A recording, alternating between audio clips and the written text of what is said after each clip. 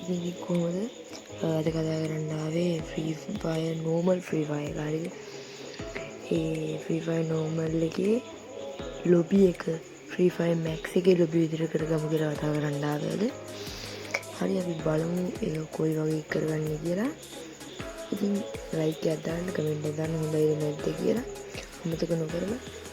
ඉතින් ඔයාලට වෙන උඩ සෙටින් එකට ගිහිල්ලා ඩිස්ප්ලේ එකට යන්න. ඩිස්ප්ලේ එකට ගියාම ඔන්න ඕක යටට යන්න යටට හරිද? යටටම ගියාම ඔයාලට වෙනදී ලොබි ස්ටයිල් කියලා දෙනවා. ඒක ඩයිනමික් එකට දාගන්න. ඊට පස්සේ display team leaders lobby leaders දැන් මොකක්ද? ඊට පස්සේ ඒක උන් දාගන්න. ඊට පස්සේ අපි බලමු අපේ ලොබි ඒ විදිහට ඇවිල්ලා තියනවද කියලා. ඇවිල්ලා නැහැ. එහෙම එන්නේ නැහැ. හරිද? මේක කට් කරලා තමයි ආයෙත් අපි කට් කරලා ආයෙත් බලන්න අපේ එක හරි ගිහලා කියලා. ඔන්න ඉතින් අපි එනවායි බලමු අපේ ලොබි එක ඇවිල්ලා තියනවාද මේ විදිහටම කියලා.